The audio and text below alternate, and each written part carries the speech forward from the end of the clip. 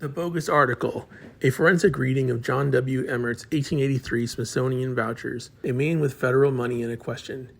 In the spring of 1883, a man named John W. Emmert rode through the mountains of western North Carolina carrying federal money in a question.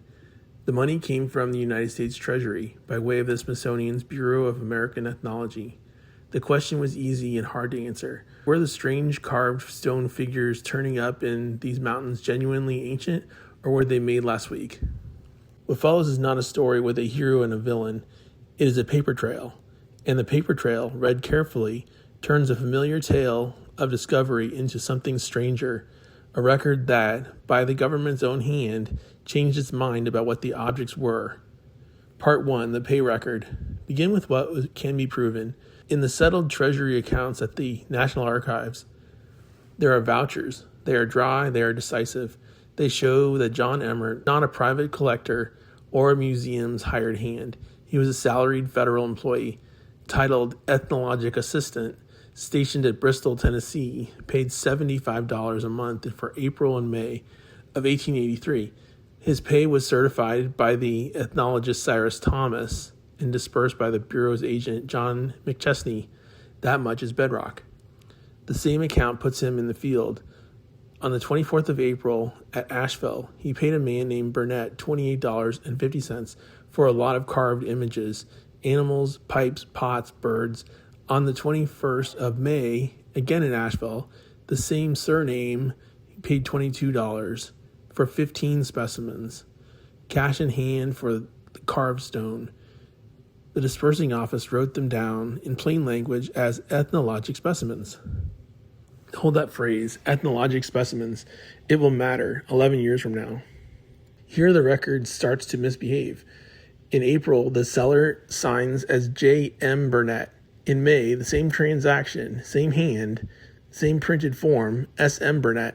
One initial changed, small thing until you follow it. When McChesney's office made its certified true copies for the Smithsonian file, the May seller, S.M., quietly became J.M. to match April.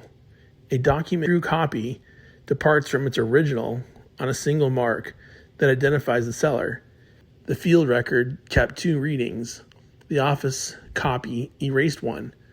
The researcher working only from the Smithsonian's tidy copies would never know the S.M. reading had ever existed. Question sharpened, not which spelling is right, but why does the seller's name change, and where in the chain did someone decide to fix it? Part 3, the man who could not sign. The answer, when it came from the other side of the affair, and it was startling. By 1886, a rival named Man Valentine in Richmond, Virginia, was running his own quiet inquiry into these same carvings, because some of them had gone to the Smithsonian instead of into his museum. He had a field agent take the seller's statements and down in detail, and what the seller said is the heart of it.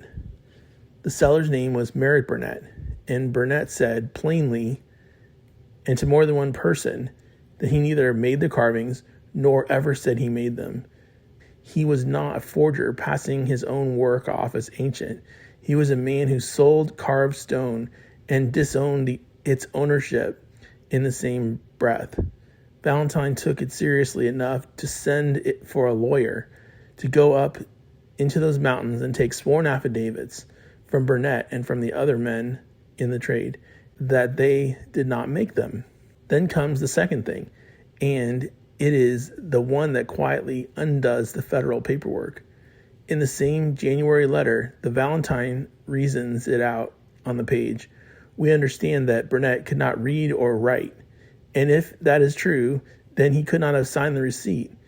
Then who did sign it?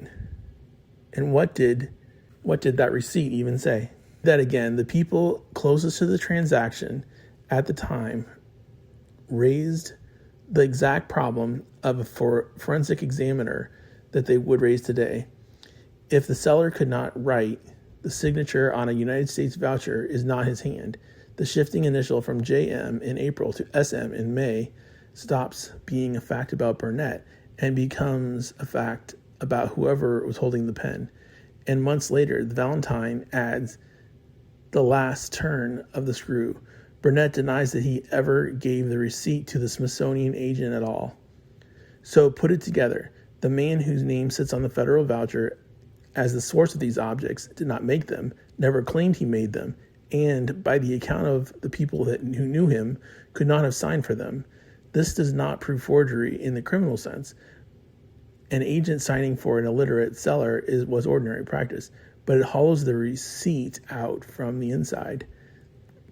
The signature cannot authenticate the seller, and there may be no more genuine Burnett signature left anywhere on earth to test it against. Some questions don't stay open. They turn out to be unanswerable. Part 4, sent to interfere. Why was Emmert there at all? An official answer sits in the Smithsonian's own annual report from 1883. He was employed, it says, in investigating the manufacture of imitations of ancient relics in western North Carolina, not discovering treasures. And the people he was investigating knew he was coming, and they knew exactly what it would cost them. The Valentine operation was not a hobby. It was a museum. For years he had paid collectors and local agents to collect artifacts and access the mounds and ship the crates of relics to his museum in Richmond, and it guarded that arrangement jealously. In their own letters, they warn their man not to let an outsider start a competition down there in our country and spoil our market. And that was the nightmare named in advance. Someone else coming in and moving in on their hunters and their market. For the museum, this was an institutional debate. Then the competitor arrived wearing a federal badge. In a letter of the 13th of April, 1883, the very month of the first Burnett payment, the member of the Valentine family writes to their agent, "The Smithsonian has sent an agent to Pisgah to interfere with the work that we have started, and satisfactorily work with all the hunters. Interfere, their word." They said, and they read the motive coldly. People, they wrote, want to avail themselves of others' work rather than to make discoveries of their own. This was not an idle fear. Emmert was not merely investigating a trade. He bought into it and then commissioned from it. He paid people to provide specimens to the Bureau. These specimens may have been authentic artifacts. However, he claimed that Valentine had planted them after being immersed in ferruginous running water, and the federal money drove the prices up. Emmert's own letters complicate the picture. He wrote that he wanted one of the maker's skillful work so good you would not know the difference between an artifact and a modern replica, and that he would get the men to make all he can, or find all he could. Read one way, that is the investigator sampling a trade. Read another, it is a buyer building a collection on a government expense account. The letters themselves do not decide which. Part 5, the turn. Now the record changes its mind, and it does so in print under the Bureau's own hand. 11 years later, in 1894, Cyrus Thomas published the Bureau's own report on the mounds explorations. The section headed Haywood County, and read what the government now says about the very objects Emmert had procured. Emmert, Thomas writes, was sent to the region to procure some specimens of the singular class of artifacts and to ascertain whether they were ancient or modern. He was, in the report, he says, entirely successful. He ascertained that these artifacts were made from local soapstone by people who had learned how to give them an appearance of age by placing them after carving in running water. And then found, however, as proof of this statement, Emmert had given the same makers a number of similar articles that he purchased from the other collectors that were working with the Valentine Museum.